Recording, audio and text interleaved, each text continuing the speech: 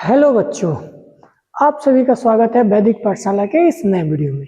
हम लोग आज पढ़ने जा रहे हैं अणु संख्य गुणधर्म। इसके पहले वाले वीडियो में हम लोग पढ़े थे स्थिर क्वाथी, जिस स्थिर क्वाथी के अंतर्गत न्यूनतम क्वथनांकी स्थिर क्वाथी और अधिकतम क्वथनांकी स्थिर क्वाथी के बारे में पढ़े थे। उसी तरीके से ये हमारा टॉपिक है अणु संख्य गुणधर्म, और ये अणु संख्य गुणधर्म हमारे केमिस्ट्री चैप्टर के पहले चैप्टर से जितने नंबर बोर्ड पेपर में पूछता है उसका 50% भाग यहीं से आता है। इस 50% भाग से ही न्यूमेरिकल्स बनते हैं, इस 50% भाग से ही सब्जेक्टिव क्वेश्चन बनते हैं, इसी से ऑब्जेक्टिव भी क्वेश्चन बनते हैं। तो इस तरीके के टॉपिक पे हमें विशेष ध्यान देना है कि ये टॉपिक एकदम अनिवार्य है बोर्ड परीक्षा के लिए। तो बिना इस वीडियो को स्किप किए, बिना इस वीडियो को टर्न ऑफ किए आपको लास्ट तक ये वीडियो देखना है और अणुसंख्य गुणधर्म को समझ के जाना है। ये गारंटी है कि अगर आप ये वीडियो देखें तो अणुसंख्य गुणधर्म से संबंधित हर एक बात को आप समझ के जाएंगे। तो चलिए बिना किसी देर किए हम शुरू करते हैं अपनी कहानी को कि हमारा अणुसंख्य गुणधर्म क्या है और उससे संबंधित बातें क्या है। ठीक है, तो चलिए रेडी करते हैं। अणुसंख्य गुणधर्म, अणुसंख्य गुणधर्म क्या है? तो अणुसंख्य गुणधर्म कह रहा है कि वे सभी गुणधर्म जो विलयन में उपस्थित, जो किसी विलयन में उपस्थित कुल कणों की संख्या तथा विलेय कणों की संख्या के अनुपात पर निर्भर करते हैं। मतलब ये कि अगर हम कोई विलयन बना रहे हैं, अगर कोई हम विलयन बनाए हैं तो इस विलयन के अंतर्गत विलयन में उपस्थित कुल कण, मतलब जितने भी कण होंगे, पी टोटल कर सकते हैं, पार्टिकल टोटल, कुल कणों की संख्या तथा विलेय कणों की संख्या, मतलब इसके अंदर जो विलेय होगा, ए के रूप में विलेय होगा वो, और टोटल कणों की जो संख्या होगी वो संख्या क्या करेंगे, एक संख्या के अनुपात पे, मतलब कि उसके रेशियो पे, अनुपात पे निर्भर करते हैं, न कि विलेय कणों की प्रकृति पे। उस कण की प्रकृति क्या है उस पे निर्भर नहीं करेगी, उस कण की संख्या क्या है, उस विलेय कण की संख्या क्या है, और पूरे विलियन के कणों की संख्या जो है उन दोनों के बीच के अनुपात पे निर्भर करेगा। उसको हम लोग अणुसंख्य गुणधर्म कहते हैं, न कि किसी विलियन के और विलेय के कणों की प्रकृति पे अगर कोई बात होगी तो उस पे निर्भर करेगा। प्रकृति पे निर्भर नहीं करेगा, विलेय के कणों पे निर्भर करेगा, उन विलेय के कणों की संख्या पे निर्भर करेगा। उसको हम लोग बोलते हैं अणुसंख्य गुणधर्म। मतलब कि ऐसा गुणधर्म जो किस पे निर्भर करे, अणुओं की संख्या पे निर्भर करे। ऐसा गुणधर्म जो अणुओं की संख्या पे निर्भर करे उसको हम लोग क्या बोलते हैं, अणुसंख्य गुणधर्म बोलते हैं। उसी की बात क्या है कि वे सभी गुणधर्म, जो भी गुणधर्म होंगे वो विलयन में उपस्थित, मतलब ये विलयन है, इसमें उपस्थित कुल कणों की संख्या तथा विलेय के कणों की संख्या, विलेय के कणों की संख्या के जो अनुपात होंगे उस अनुपात पे निर्भर करेगा, न कि विलेय कणों की प्रकृति पे निर्भर करेगा, न कि विलेय कणों की प्रकृति पे निर्भर करेगा। इसमें उपस्थित विलयन में जो भी कण होंगे उन विलयन के कण और जो विलेय के कण होंगे, जो ये विलेय के कण है, ये जो विलेय के कण होंगे, विलेय के कण और विलयन के कण, इन दोनों का जो अनुपात होगा उसी अनुपात को हम लोग अणुसंख्य गुणधर्म कहेंगे, न कि विलेय के कणों की प्रकृति। विलेय कण की प्रकृति निर्भर नहीं करेगी, निर्भरता किस पे होगी, विलेय के कणों की संख्या पे होगा, न कि उसकी प्रकृति पे होगा। क्लियर? अब क्या है कि जो अणुसंख्य गुणधर्म है वो 4 प्रकार का होता है। अणुसंख्य गुणधर्म 4 प्रकार का होता है। वाष्प दाब में अपेक्षित अवनमन, क्वथनांक में उन्नयन, हिमांक में अवनमन और परासरण दाब। इन 4 बिंदुओं को हम लोग 2 वीडियो में 2 लेक्चर में समझेंगे। तो चलिए बिना देर किए हम लोग अपने अगले टॉपिक पे आते हैं। वाष्प दाब में अपेक्षित अवनमन, क्वथनांक में उन्नयन, हिमांक में अवनमन, परासरण दाब। अब यहीं पे आप समझ लीजिए, अवनमन का मतलब होता है कमी, उन्नयन का मतलब होता है वृद्धि, और इस अवनमन का भी मतलब क्या हुआ, कमी ही हुआ।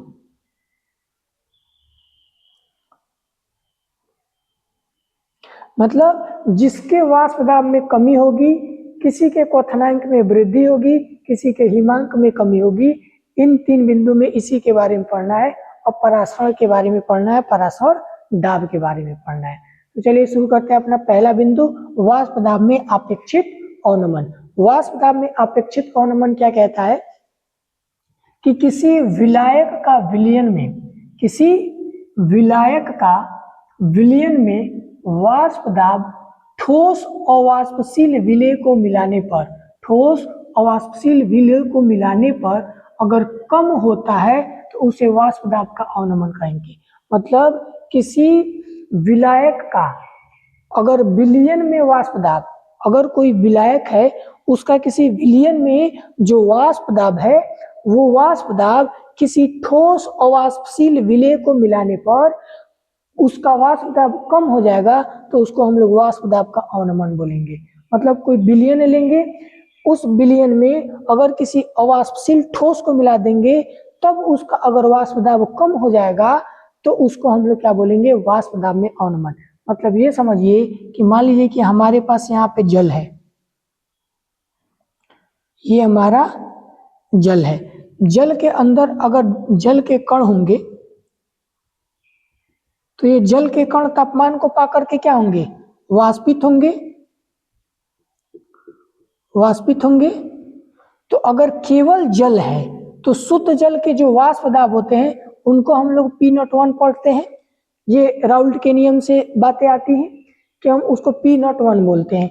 जो ये शुद्ध जल है, इस जल का जो वाष्प बनेगा उसको हम लोग क्या बोलेंगे, P01। अब ये वाष्प बंद पात्र में होगा तो ये क्या करेगा, इस पे दाब लगाएगा। इस जल की, ये जो जल की सतह है, इस जल की सतह पे ये वाष्प के कण क्या लगाएंगे, दाब लगाएंगे। तो जो ये जल के कण वाष्प के रूप में है और यही वाष्प जब इस जल की सतह पे दाब लगाता है, तो उस वाष्प के दाब को ही क्या बोलते हैं, वाष्प दाब बोलते हैं। वाष्प दाब किसको बोलते हैं, जब कोई शुद्ध जल तापमान को पा करके वाष्पित होगा, जब कोई शुद्ध जल तापमान को पा करके क्या होगा, वाष्पित होगा, और वाष्पित होने के बाद से बंद पात्र में होने की वजह से वो जो वाष्प है वो बाहर जा नहीं सकता। खुला पात्र तो है नहीं कि बाहर चला जाएगा, बंद पात्र। तो ये इसी पात्र से ऊपर के उससे टकराने के बाद से पुनः क्या करेगा, नीचे आएगा और जल की सतह पे क्या करेगा, दाब लगाएगा। जल की सतह पे क्या करेगा, दाब लगाएगा। जब शुद्ध जल का वाष्पित होने के बाद से पुनः क्या करता है, उसी जल के ऊपर, उसी जल की सतह पे दाब लगाता है, उसी जल की सतह पे क्या करेगा, दाब लगाएगा। तो उसको हम लोग क्या बोलते हैं, वाष्प दाब बोलते हैं। क्या बोलते हैं, वाष्प दाब बोलते हैं। ये जल है, जल तापमान को पा करके वाष्पित होगा, इसके कण वाष्पित होंगे, तो वाष्पित होने के बाद से ये बाहर जा नहीं सकते हैं, तो ये इसी से टकराएंगे। टकराने के बाद से ये क्या करेंगे, पुनः नीचे की ओर जाएंगे। जब नीचे जाएंगे तो यहाँ पे जल है, तो जल की जो सतह है उस सतह पे क्या लगाएंगे, दाब लगाएंगे। तो जो जल का कण है वो वाष्पित हो गया और वही वाष्प पुनः क्या कर रहा है, जल की सतह पे जब दाब लगा रहा है तो उसको वाष्प दाब बोलेंगे। क्या बोलेंगे, वाष्प दाब। अब कह रहे हैं कि वाष्प दाब में अवनमन, मतलब कि इसमें क्या हो जाए, कमी हो जाए। जो वाष्प का दाब लग रहा है वो कमी हो जाए। कब कमी हो जाएगा, जब हम इसमें क्या मिलाएंगे, किसी विलायक का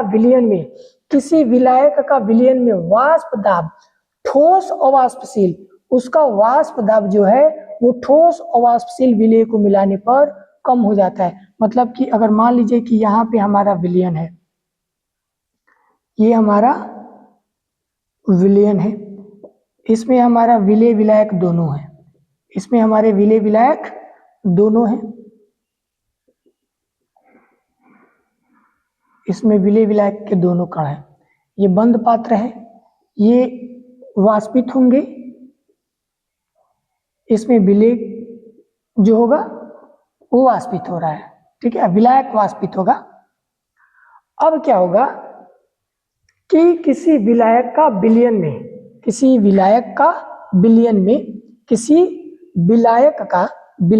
इसको लिख लीजिए विलायक, ठीक है। किसी विलायक का विलयन में, किसी विलायक का विलयन में वाष्प दाब, विलयन में वाष्प दाब, ये आपका क्या हो जाएगा, वाष्प दाब, और ये हो जाएगा जल। ठीक है। तो किसी विलायक का विलयन में वाष्प दाब, जो वाष्प दाब लगाएगा तो यहाँ पे ये P1 लगाएगा, दाब क्या लगाएगा, P1 लगाएगा, क्योंकि P01 नहीं लगेगा, यहाँ केवल जल है तो P01 शुद्ध है, और यहाँ पे P1 क्योंकि केवल जल नहीं, ये विलयन बन चुका है। क्यों विलयन बन चुका है, क्योंकि इसमें अवाष्पशील ठोस को मिला दिया गया है, अवाष्पशील ठोस को मिला दिया गया, तो ये विलयन बन गया है। तो किसी विलायक का विलयन में वाष्प दाब, जो वाष्प दाब है वो ठोस अवाष्पशील विलय को मिलाने पर कम होता है, तो उसको हम लोग वाष्प दाब। अब ठोस अवाष्पशील के रूप में क्या मिलाएंगे, ठोस अवाष्पशील के रूप में जब हम NaCl मिला देंगे, जब किसी विलायक में ठोस अवाष्पशील किसको मिलाएंगे, ठोस अवाष्पशील विलय, ठीक है। NaCl हमारा क्या है, विलय है, ये विलायक है, ये विलय है। तो किसी विलायक में ठोस अवाष्पशील विलय को जब मिला देंगे तो उसके मिलाने से क्या होगा, उसका जो वाष्प दाब होगा, उस विलयन का वाष्प दाब होगा, वो क्या हो जाएगा, विलायक से कम हो जाएगा। जो वाष्प दाब विलायक है, उस विलायक से इस विलयन का वाष्प दाब क्या हो जाएगा, कम हो जाएगा। जैसे किसी विलायक का विलयन, विलायक का समझिए, विलायक का विलयन में वाष्प दाब, विलायक का विलयन में वाष्प दाब ठोस अवाष्पशील विलय को मिलाने पर, ठोस अवाष्पशील विलायक को, जो ठोस अवाष्पशील विलय है उसको मिलाने पर क्या हो जाता है, कम हो जाता है, किसका, विलयन का वाष्प दाब कम हो जाता है, तो उसको वाष्प दाब में अवनमन बोलेंगे, उसको वाष्प दाब में अवनमन बोलेंगे।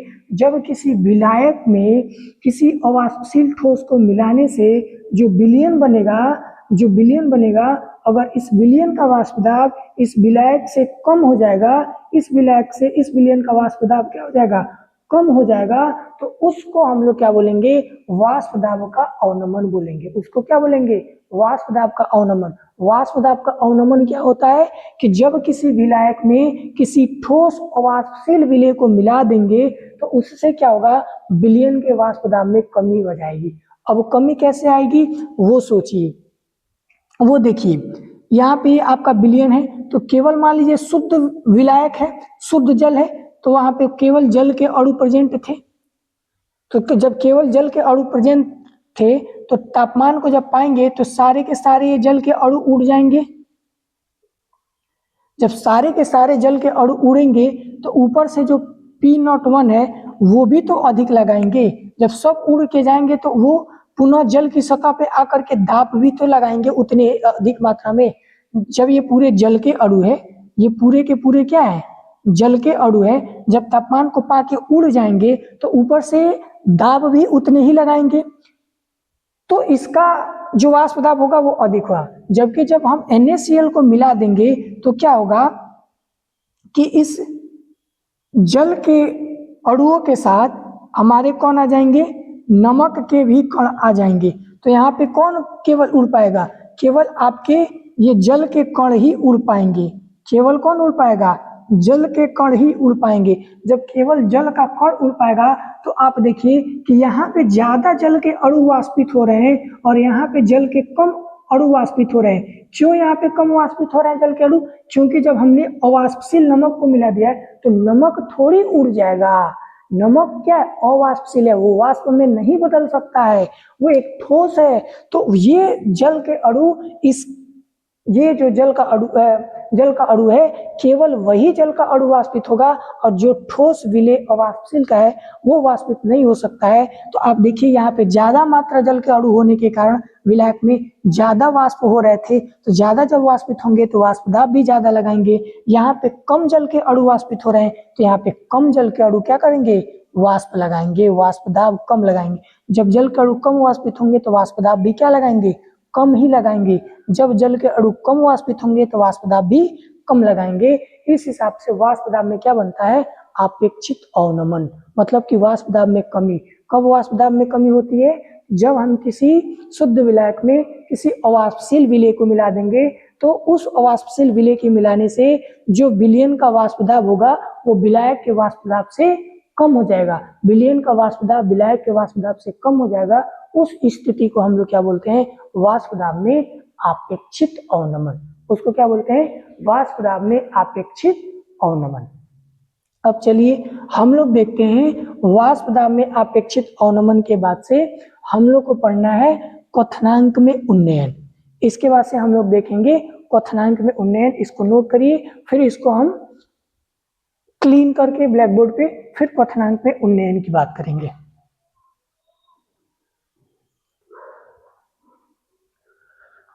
तो चलिए बच्चों अब शुरू करते हैं अपना क्वथनांक में उन्नयन। इससे पहले हम लोगों ने पढ़ा है वाष्प दाब में अपेक्षित अवनमन। तो उसमें आपने देखा है कि वाष्प दाब में अपेक्षित अवनमन कैसे होता है, मतलब जो वाष्प दाब होता है उसमें कमी कैसे लाते हैं। तो हमने ये देखा कि किसी भी शुद्ध द्रव में या विलायक में जब कोई अवाष्पशील ठोस को मिला देते हैं तो उसके वाष्प दाब में क्या आ जाती है? कमी आ जाती है।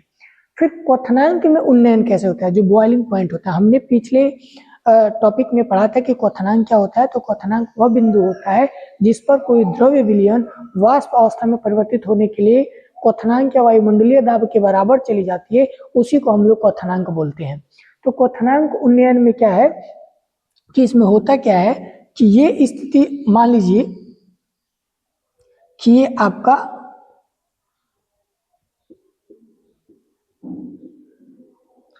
ये वायुमंडलीय दाब या क्वथनांक के इक्वल है और ये स्थिति क्या है? ये जो स्थिति है वो द्रव की है, ठीक। और ये जो है ये आपका है द्रव। कोई द्रव क्वथनांक में या वाष्प में क्वथनांक बिंदु तक कैसे जाता है? तो ये शुद्ध अवस्था में यहाँ तक जाता है जब उसको 100 डिग्री का तापमान दिया जाता है। कोई भी द्रव 100 डिग्री के तापमान पे क्या होता है? क्वथनांक में बदलता है, मतलब उसका बॉइलिंग पॉइंट होता है। किसी द्रव का 100 डिग्री के सेंटीग्रेड क्या होता है? बॉइलिंग पॉइंट होता है। वो उस पे क्वथनांक बिंदु के बराबर जाता है, वायुमंडलीय दाब के बराबर पहुंच जाता है। तो ये 100 डिग्री जो होगा ये किसके लिए होगा? शुद्ध द्रव का वाष्प दाब, इसको बोलते हैं हम लोग टीबी नॉट। टीबी नॉट ये शुद्ध अवस्था में है कि इस द्रव का जो वायुमंडलीय दाब के बराबर जाएगा ये 100 डिग्री सेंटीग्रेड पे, इसमें क्या होगा? ये जो वाष्प दाब होगा वो क्वथनांक में बदलेगा या क्वथनांक के बराबर जाएगा। तो इसको शुद्ध जो द्रव का वाष्प दाब है वो क्या है? टीबी नॉट है। तो हमारा अब ये क्या कह रहा है, फिर आगे ये टॉपिक समझा रहे हैं। इसमें कहता है जब किसी अवाष्पशील पदार्थ को किसी द्रव में मिलाया जाता है तो द्रव के वाष्प दाब में कमी आ जाती है। मतलब ये जो हमारा द्रव का वाष्प दाब है, ये जो द्रव का वाष्प दाब है जो 100 डिग्री सेंटीग्रेड पे वायुमंडलीय दाब या क्वथनांक के इक्वल जा रहा है, अगर इसमें हम कोई अवाष्पशील विलेय मिला दे, अवाष्पशील विलेय मिलाने का मतलब है कि यहाँ भी अगर हम लोग सोडियम क्लोराइड मिला दे तो इसके क्वथनांक में क्या आ जाएगी? वो वृद्धि हो जाएगी। उसी को हम लोग क्या बोलते हैं? क्वथनांक में उन्नयन। उन्नयन का मतलब वृद्धि होता है। जब इसमें हम NaCl को मिलाएंगे तो इसके क्वथनांक में क्या हो जाएगी? वृद्धि हो जाएगी। इसको कह रहा है तो द्रव के वाष्प दाब में क्या आती है? कमी आती है। जब वाष्प दाब में कमी आएगी तो अतः विलयन का वाष्प दाब वायुमंडलीय दाब के बराबर होने में अधिक ताप की आवश्यकता होगी। वो जब वाष्प दाब में कमी आएगा तो जो वायुमंडलीय दाब है उसके बराबर, इस विलयन को इसके बराबर होने में अधिक तापमान की आवश्यकता होगी। अधिक तापमान की आवश्यकता होगी तो वो क्या कहलाएगा? क्वथनांक में उन्नयन कहलाएगा। जैसे वाष्प दाब में अपेक्षित अवनमन था तो वाष्प दाब को हम लोग क्या कर दे रहे थे? कम कर दे रहे थे। किस आधार पे? जब उसके जलीय विलयन में हम लोग क्या कर दे रहे थे?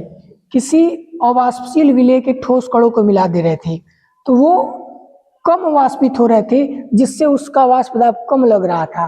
तो वैसे ही जब NaCl को मिला दिया जाएगा तो उसका वाष्प दाब में क्या हो जाएगा? कमी आ जाएगी। जब वाष्प दाब में कमी आ जाएगी तो उस विलयन को वायुमंडलीय दाब के बराबर होने में क्या लगेगा, अधिक तापमान लगेगा। मतलब ये कि जब यहाँ पे ये शुद्ध द्रव जो है वो वाष्पित होने के लिए 100 डिग्री सेंटीग्रेड का तापमान ले रहा है, अगर वही हम सोडियम क्लोराइड को मिला देंगे तो ये जो है इसका जो तापमान होगा वो यहाँ से यहाँ हो जाएगा। वाष्प दाब में ये क्या हो जाएगी, कमी हो जाएगी। यहाँ पे इसको हम कह सकते हैं कि ये हमारा क्या है, ये हमारा है विलयन का वाष्प दाब, इसको हम लोग बोलते हैं टीबी। ठीक है, temperature of boiling, temperature of boiling point. ठीक है ना। तो जब इसमें कहा है कि जब किसी अवाष्पशील पदार्थ को किसी द्रव में मिलाया जाता है तो द्रव के वाष्प दाब में कमी होती है। मतलब अवाष्पशील पदार्थ को किसी विलायक में मिलाएंगे तो उसके वाष्प दाब में क्या आ जाएगी, कमी आ गई। इसके वाष्प दाब में क्या आ गई, कमी आ गई। पहले यहाँ था, अब इसका वाष्प दाब यहाँ आ गया, कमी आ गया। तो कमी आने के बाद से कह रहा है कि अतः विलयन के वाष्प दाब वायुमंडलीय दाब के बराबर होने में, विलयन का वाष्प दाब इस वायुमंडलीय दाब के बराबर होने में अधिक तापमान की आवश्यकता होगी। मतलब अब इसको यहाँ से यहाँ तक की दूरी तय करनी पड़ेगी। पहले केवल इतनी दूरी तय करनी पड़ रही थी, अब इसको इतना दूरी तय करना पड़ेगा। पहले इसको केवल इतना दूरी तय करना पड़ा, अब इसको इतना दूरी। मतलब कि जब शुद्ध द्रव में, शुद्ध विलायक में कोई अवाष्पशील नहीं था, कोई ठोस नहीं मिलाया गया था, तो 100 डिग्री सेंटीग्रेड पे ये क्या हो रहा था, वायुमंडलीय दाब के बराबर जा रहा था। जब इसमें हम ठोस अवाष्पशील विलय को मिला दिए हैं तब इसमें कितना के तापमान पे ये वायुमंडलीय दाब के बराबर जाएगा। तो इसको मान लीजिए कि ये 110 डिग्री सेंटीग्रेड पे क्या होगा, इस वायुमंडलीय दाब के बराबर जाएगा। तो इसके जो क्वथनांक बिंदु है उनमें उन्नयन है। उन्नयन का मतलब वृद्धि। तो आप देखिए यहाँ पे 100 है, यहाँ पे 10 है, इसके में वृद्धि हुई ना, तो उसी को हम लोग बोलते हैं क्वथनांक में उन्नयन। पढ़िए दोबारा, इसको क्या कह रहा है कि जब किसी अवाष्पशील पदार्थ में, अवाष्पशील पदार्थ को, तो अवाष्पशील पदार्थ कौन है, सोडियम क्लोराइड है, किसी द्रव में मिलाया जाता है, किसी द्रव में मिलाया जाता है तो द्रव के वाष्प दाब में कमी आती है। तो द्रव के वाष्प दाब में क्या आ जाएगी, कमी आ जाएगी। मतलब पहले ये बिंदु यहाँ था, अब देखिए इतना का कमी आ गया। वाष्प दाब में क्या हुआ, इतनी की कमी हो गई, तो उसके वाष्प दाब में क्या होती है, कमी होती है। अतः विलयन के वाष्प दाब वायुमंडलीय, विलयन का वाष्प दाब वायुमंडलीय दाब के बराबर होने में अधिक तापमान की आवश्यकता होगी। मतलब अधिक तापमान की आवश्यकता होगी। जो विलयन का वाष्प दाब होगा वो वायुमंडलीय दाब के बराबर होने में इस शुद्ध पदार्थ से, इस द्रव से विलयन का जो दाब होगा, जो तापमान होगा वो इससे अधिक होगा। उसको अधिक तापमान की आवश्यकता पड़ेगी क्योंकि उसके वाष्प दाब में कमी हुई है। वाष्प दाब में कमी क्यों हुई थी, तो क्योंकि हमने इसमें अवाष्पशील विलय को मिला दिया है। वाष्प दाब में कमी क्यों हुई, क्योंकि हमने इसमें एक अवाष्पशील विलय को मिलाया है। वाष्प दाब में अपेक्षित अवनमन में इसको बेहतर तरीके से बताया गया है। आप वीडियो को दोबारा पीछे करके आप देख सकते हो कि वहाँ वाष्प दाब में कमी कैसे हो रही। तो वाष्प दाब में जब अवाष्पशील को मिलाया जाएगा किसी द्रव में तो उसके वाष्प दाब में क्या आ जाएगी, कमी। और जब उसके वाष्प दाब में कमी आएगी तो जो वाष्प दाब में कमी आएगी उसके कारण विलयन का जो वाष्प दाब होगा वो वायुमंडलीय दाब के बराबर जाने के लिए अधिक तापमान लेगा। पहले 100 डिग्री ले रहा था, अब 110 डिग्री लेगा। ठीक है ना। फिर कहता है इसी बात को कि अर्थात विलयन का क्वथनांक शुद्ध विलायक की तुलना में, विलयन का क्वथनांक शुद्ध विलायक की तुलना में बढ़ जाता है। विलयन का क्वथनांक शुद्ध विलायक की तुलना में क्या होता है, बढ़ जाता है। यहाँ 100 था, यहाँ 110 हो गया।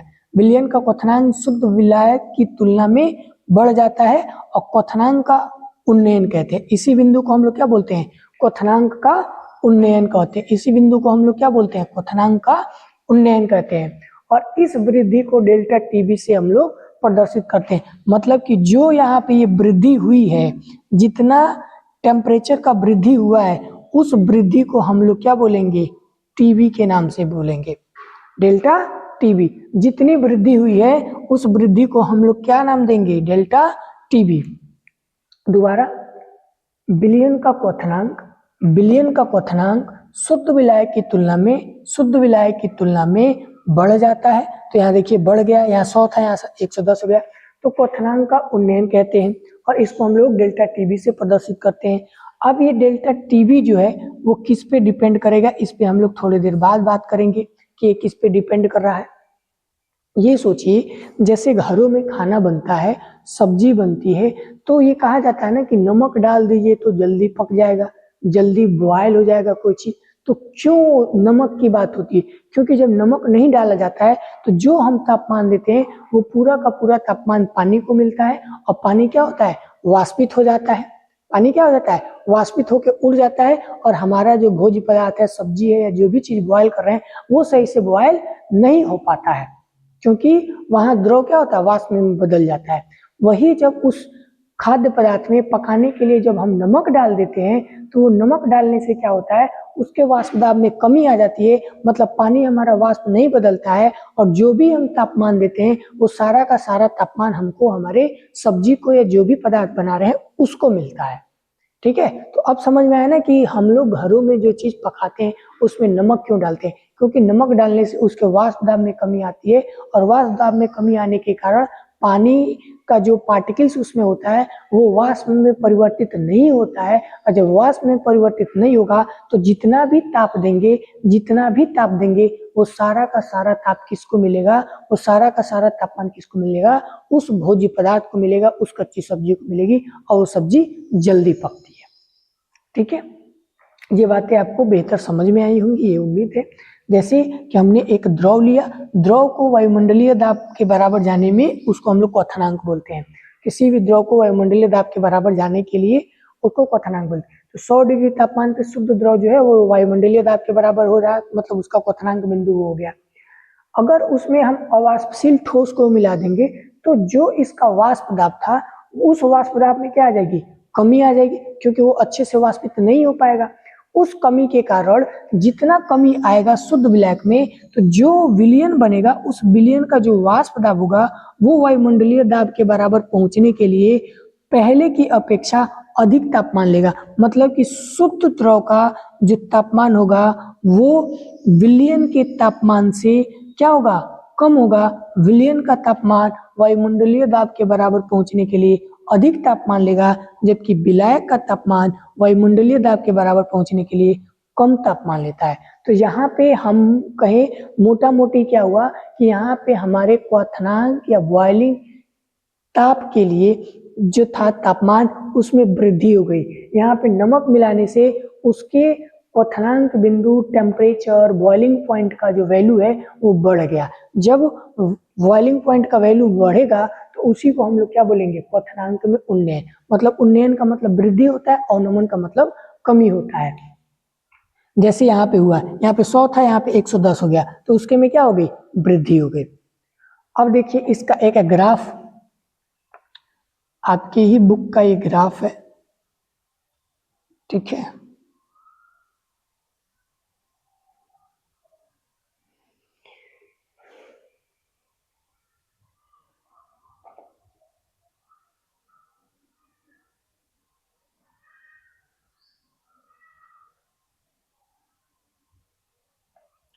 दाब और ताप के बीच का ये ग्राफ है। अगर मान लीजिए कि इस बिंदु पे शुद्ध द्रव का, ये बिंदु शुद्ध द्रव का पॉइंट है, यहां से हम जैसे जैसे तापमान को बढ़ाएंगे इस बिंदु पे, जैसे जैसे हम तापमान को आगे की तरफ बढ़ाएंगे, जैसे जैसे इस बिंदु पे, इस दाब पे, इस द्रव को क्वथनांक के लिए इसके तापमान को बढ़ाएंगे शुद्ध के लिए, तो इसके साथ क्या क्या घटनाएं घटेंगी। जैसे जैसे तापमान को बढ़ाएंगे, तो जैसे जैसे तापमान को बढ़ाएंगे वैसे वैसे ये ऊपर की तरफ जाएगा और ये बिंदु मान लीजिए वायुमंडलीय दाब के बराबर।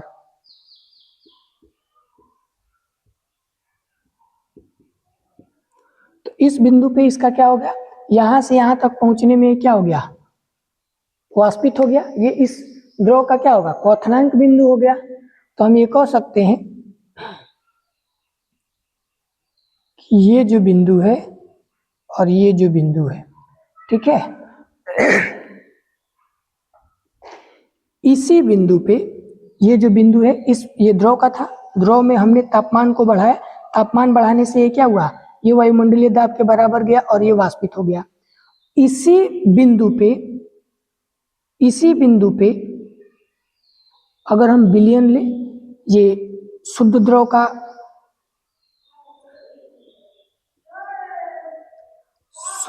का बिंदु है और ये हमारा विलयन का है, ठीक है, वाष्प दाब। अगर इसको तापमान देंगे तो इसको तापमान देने से क्या होगा, ये तापमान बढ़ते जाएगा बढ़ते जाएगा बढ़ते जाएगा और ये यहाँ आएगा, ये इस बिंदु पे जाके वाष्पित होगा। तो अगर इनके बीच का एक सिस्टमैटिक ग्राफ बनाया जाए तो हमको क्या मिलेगा कि ये जो तापमान था ये TB नॉट के लिए था और ये जो तापमान का बिंदु मिला है ये TB मिला है, क्योंकि विलयन का तापमान TB है और शुद्ध द्रव का जो तापमान है TB नॉट है। तो इस बिंदु से वायुमंडलीय दाब पे शुद्ध द्रव को जाने में इतने तापमान की आवश्यकता पड़ी और जो विलयन है उस विलयन को वायुमंडलीय दाब के बराबर जाने में इतनी दूरी तय करनी पड़ी, मतलब इतना तापमान को लेना पड़ा। तो इन दोनों के बीच का अंतर जो होगा वो क्या होगा, इन दोनों के बीच के जो अंतर होंगे, मतलब कितनी वृद्धि हुई उसको हम लोग क्या लिखेंगे, डेल्टा TB लिखेंगे। उसके वृद्धि को, तापमान में कितनी वृद्धि हुई, तापमान में वृद्धि को हम लोग क्या लिखेंगे, डेल्टा TB लिखेंगे। यहाँ पे ये शुद्ध द्रव का है, ये विलयन का है, तो शुद्ध द्रव का वायुमंडलीय दाब के बराबर जाने में इतना तापमान लेता है और विलयन जो है वायुमंडलीय दाब के बराबर जाने में इतना तापमान लेता है। जब ये इतना तापमान लेता है तो इन दोनों के बीच का जो हम वृद्धि देखते हैं कि कितना वृद्धि हुआ शुद्ध द्रव से विलयन के द्रव में तापमान का, तो हमको पता चलता है कि डेल्टा TB के बराबर क्या होता है, वृद्धि होता है। तो डेल्टा TB अगर निकालना हो तो कैसे निकलेगा, डेल्टा TB बराबर क्या करेंगे, TB माइनस TB नॉट करेंगे, ठीक है। TB में से TB नॉट को माइनस करेंगे, क्योंकि ये अधिक है ये कम है, तो अधिक में से कम को करेंगे तो हमको पता चल जाएगा कि कितनी वृद्धि हुई। डेल्टा TB में से माइनस करेंगे डेल्टा TB नॉट को, तो पता चल जाएगा कि कितनी तापमान में वृद्धि हुई।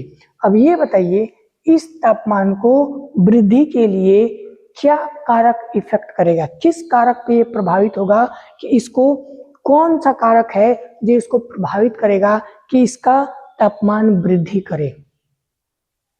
तो इसमें विलय कारक डिपेंड करेगा कि कितना विलय को मिलाएंगे जिससे इसके तापमान में वृद्धि होगी। मतलब आप कह सकते हो कि जितना अधिक विलय मिलाएंगे, जितना अधिक विलय होगा, मतलब जितना अधिक अवाष्पशील विलय को मिलाएंगे उतने ही वाष्प दाब में इसके कमी होगी और जितने वाष्प दाब में कमी होगी उतना ही क्वथनांक में क्या होगा, वृद्धि होगा। मतलब सीधी सी बात है, यहाँ पे आप कह सकते हो कि डेल्टा TB किस पे पूरी तरीके से डिपेंड है, तो M पे डिपेंड है। M क्या होता है, मोलल। M क्या होता है, मोलल। मतलब कि ये जो डेल्टा TB है वो पूरी तरीके से किस पे डिपेंड है, मोलल पे डिपेंड है। मतलब किसी विलायक में किसी विलय को कितनी मात्रा में मिलाया जाएगा ये उसके अंतर पे डिपेंड करता है कि जितना विलय को किसी विलायक में मिलाया जाएगा उतना ही डिफरेंट आएगा किस पे, डेल्टा TB पे।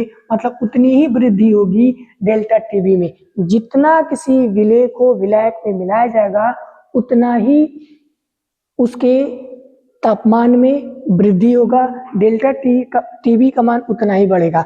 मतलब हम ये कह सकते हैं कि जितना M का मान बढ़ेगा उतना ही डेल्टा TB भी बढ़ेगा।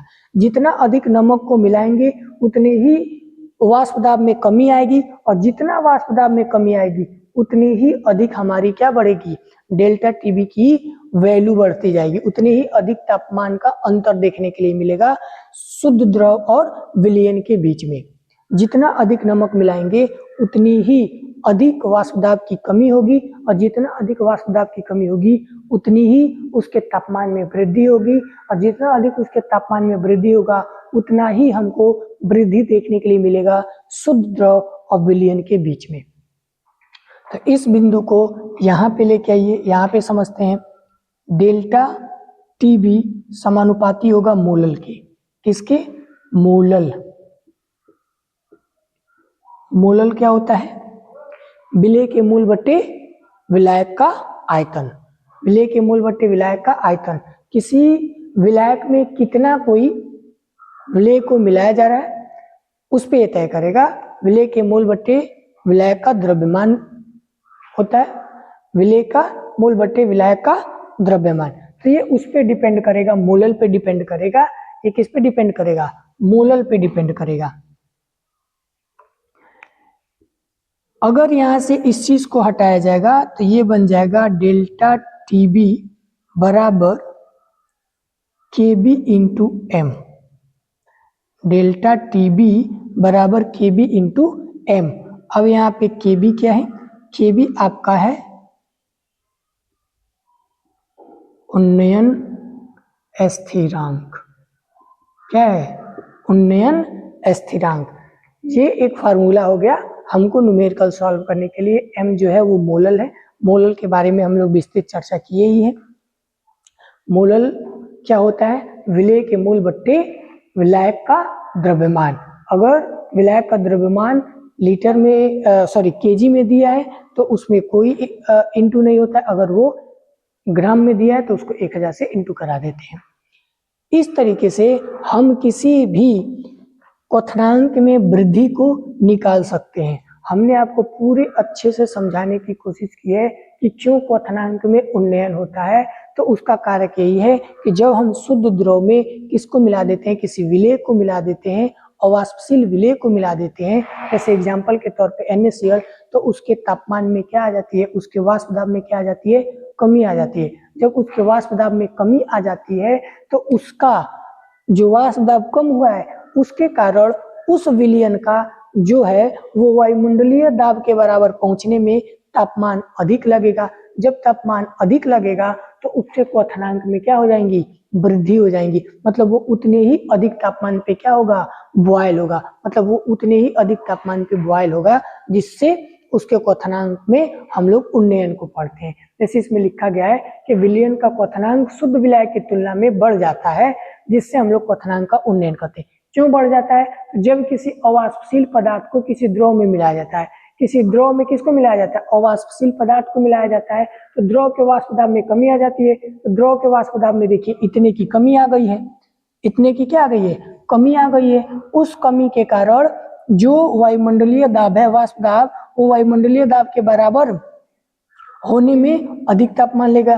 मतलब कि इस विलयन का जो वाष्प दाब है वो वायुमंडलीय दाब के बराबर पहुंचने के लिए क्या करेगा? अधिक तापमान लेगा। जब अधिक तापमान लेगा तो आपको पता है कि वो उसकी वृद्धि हो गई, वो उसके क्वथनांक में क्या हो गया? वृद्धि हो गया। इसको नोट करिए, फिर इसको मिटा करके हम लोग पढ़ेंगे। इसको मिटा करके हम लोग पढ़ेंगे हिमांक में अवनमन। हम लोग देखते हैं हिमांक में अवनमन।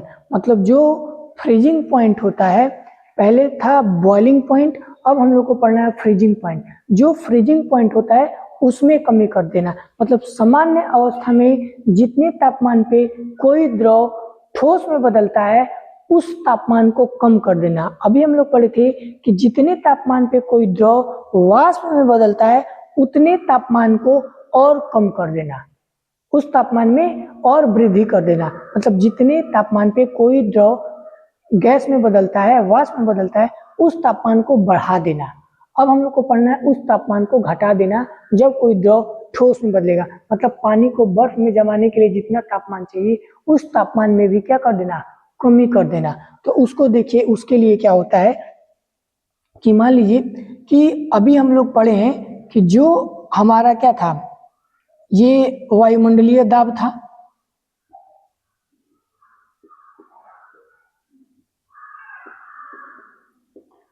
और ये अवस्था हमारा क्या था? द्रव का था। तो ये इतना तापमान लेता है। कोई द्रव किसी वायुमंडलीय दाब के बराबर जाने के लिए, वाष्पित होने के लिए, क्वथनांक के लिए 100 डिग्री सेंटीग्रेड। जब इसमें हम किसी अवाष्पशील विलेय को मिला देते हैं, जब हम इसमें किसी अवाष्पशील विलेय को मिला देते हैं, मतलब कि NaCl को मिला देते हैं, तो इसके वाष्प दाब में क्या आ जाती है? कमी आ जाती है। तब इसको इतने तापमान चाहिए द्रव में, द्रव से वाष्प में बदलने के लिए, अब इतना तापमान चाहिए, मतलब इसको 100 चाहिए तो मान लीजिए इसको 110 डिग्री सेंटीग्रेड का तापमान चाहिए।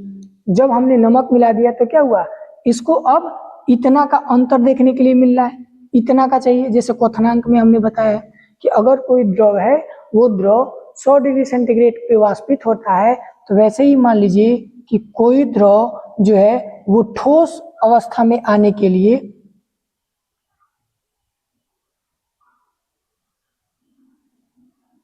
ठीक है, ठोस अवस्था में आने के लिए उसको इतना दूरी तय करना पड़ता है। द्रव को ठोस में आने के लिए इतना दूरी तय करना पड़ता है, और किसी द्रव को वाष्प में जाने के लिए इतना दूरी तय करना पड़ता है।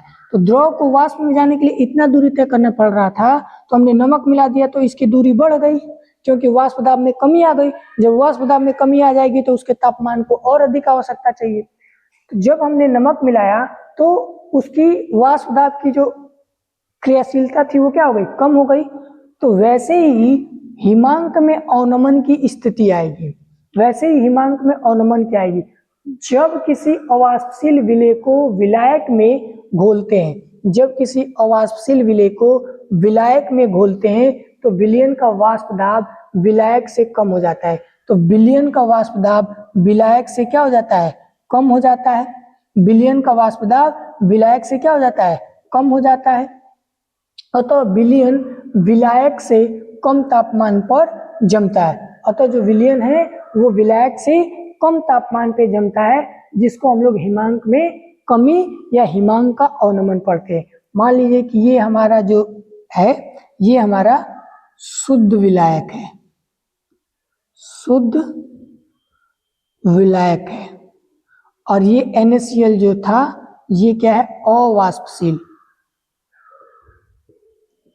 अवाष्पशील विलेय है। तो जब अवाष्पशील विलेय को किसी शुद्ध विलायक में मिलाया जाता है तो उसके वाष्प दाब में क्या आ जाती है, कमी आ जाती है। उसके विलयन का वाष्प दाब विलायक से कम हो जाता है। तो विलयन का वाष्प दाब जो है वो विलायक से क्या हो गया, कम हो गया, मतलब इतने की कमी आ गई। तो इसको हम लोग क्या बोलेंगे, जो कमी आई है उसको बोलेंगे डेल्टा TF। यहाँ पे हम लोग क्या पढ़े थे, डेल्टा TB, और यहाँ पे पढ़ेंगे डेल्टा TF। इतने की कमी हो गई, यहाँ पे वृद्धि हो रही थी, यहाँ पे इतने की कमी हो गई। अब इस अवस्था में इस द्रव को नमक मिलाने से इस विलयन को ठोस अवस्था में जाने के लिए, ठोस में बदलने के लिए हमने क्या किया, समझिए। हमने क्या किया कि आपको ये समझाया कि ये द्रव अवस्था का स्टेज है, तो द्रव को वाष्प में बदलने के लिए इतनी की दूरी तय करनी पड़ती है। तो वैसे ही द्रव को ठोस में बदलने के लिए इतना दूरी तय करना पड़ेगा। क्लियर। द्रव को गैस में बदलने के लिए इतने तापमान की आवश्यकता पड़ रही है, तो वैसे ही द्रव को ठोस में बदलने के लिए ये दूरी तय करना पड़ेगा, इतना दूरी तय करना पड़ेगा। तो द्रव में नमक मिला देने से उसके क्वथनांक में वृद्धि हो गई है। इस वाली स्थिति में किसके क्वथनांक में वृद्धि हो गई। तो वैसे ही द्रव में जब वो अवाष्पशील विलेय को मिलाएंगे तो इस स्थिति के, इस स्टेज के जो विलायक की स्थिति है उसके वाष्प दाब से जो विलयन का वाष्प दाब होगा उसमें क्या आ जाएगी, कमी आ जाएगी। तो विलयन के वाष्प दाब में कमी आई, कितना, डेल्टा TF। इतना क्या हो गया, कम हो गया। अब जो है वो शुद्ध विलायक को ठोस अवस्था में बदलने के लिए इतना तापमान की आवश्यकता पड़ रही थी, इतनी दूरी की तय करनी पड़ रही थी। अब जब हमने अवाष्पशील विलेय को मिला दिया है तो इसका वाष्प दाब कम होने के कारण अब इसको केवल इतनी ही दूरी तय करनी पड़ रही है। अब इसको केवल इतनी ही दूरी तय करनी पड़ रही है, मतलब कि शुद्ध विलायक के रूप में किसी द्रव को ठोस अवस्था में बदलने के लिए डेल्टा TB नॉट तापमान की आवश्यकता पड़ेगी।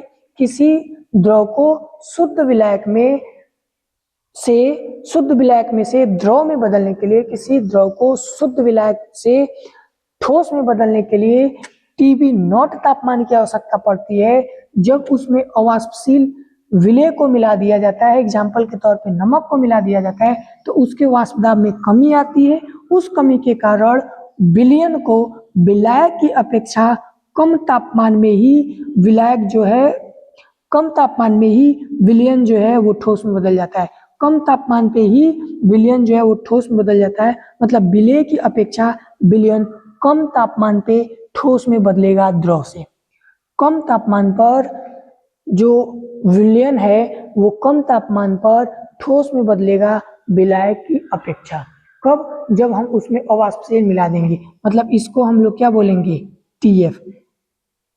नमक मिलाने के बाद विलयन का जो फ्रीजिंग पॉइंट होगा वो कितना होगा, टीएफ होगा, और नमक मिलाने से पहले उसका फ्रीजिंग क्या होगा, टीबी नॉट। मतलब टीबी नॉट तापमान पे शुद्ध विलायक द्रव से किसमें, ठोस में बदलता है। और जब हम उसमें नमक मिला देते हैं, अवाष्पशील विलय मिला देते हैं, तो उसके वाष्प दाब में कमी आती है, जिसके कारण विलयन का हिमांक जो है वो कम हो जाता है विलायक से।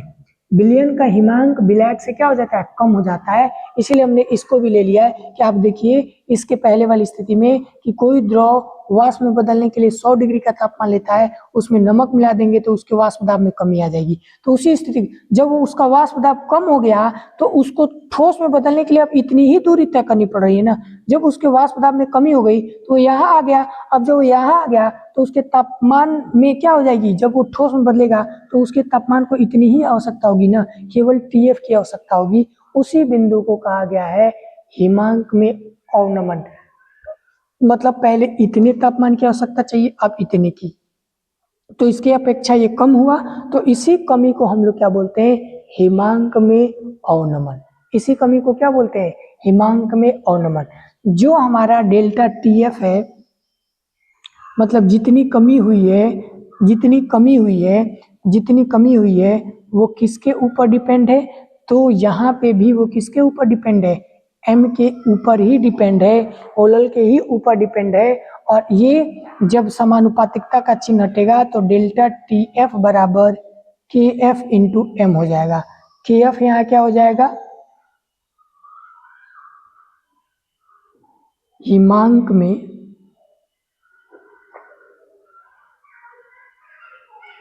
कमी स्थिरांक, ठीक है। और डेल्टा टी एफ क्या हो जाएगा, ये हो जाएगा हिमांक में कमी,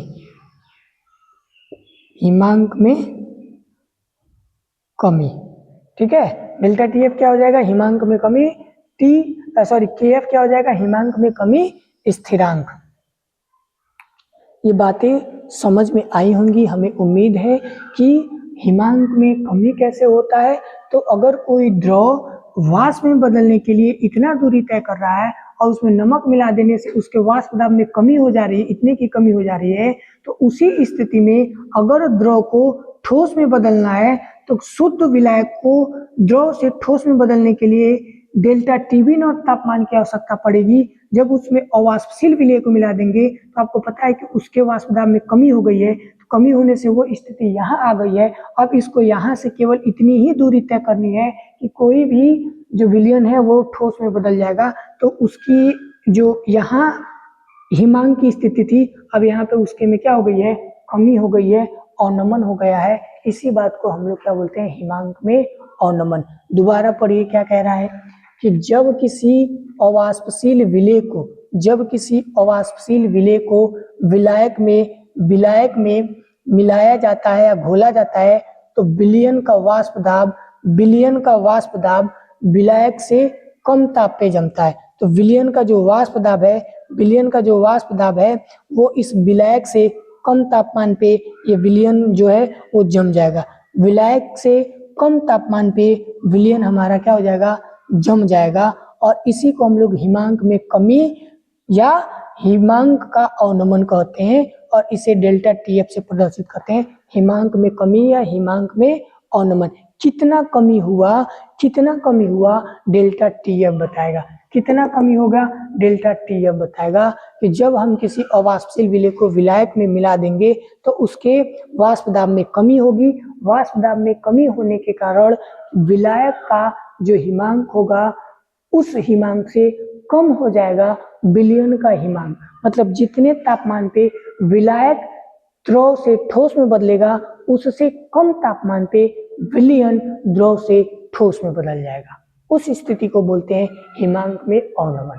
उस स्थिति को बोलते हैं हिमांक में अवनमन, उस स्थिति को बोलेंगे हिमांक में अवनमन। ये फार्मूला याद रखिएगा, ये फार्मूला आपको काम देगा किसमें, ये फार्मूला आपको काम देगा जब हम न्यूमेरिकल एनसीईआरटी सॉल्व कराएंगे। ये फार्मूला और क्वथनांक में उन्नयन के लिए डेल्टा टी बी बराबर के बी इंटू एम, इसके लिए ये फार्मूला और इसके लिए ये फार्मूला आपके काम आएगा। इसका न्यूमेरिकल जब हम लोग करेंगे तब। इसके बाद से हम लोगों को परासरण दाब के बारे में पढ़ना है और अणुसंख्य गुणधर्म पढ़ना है।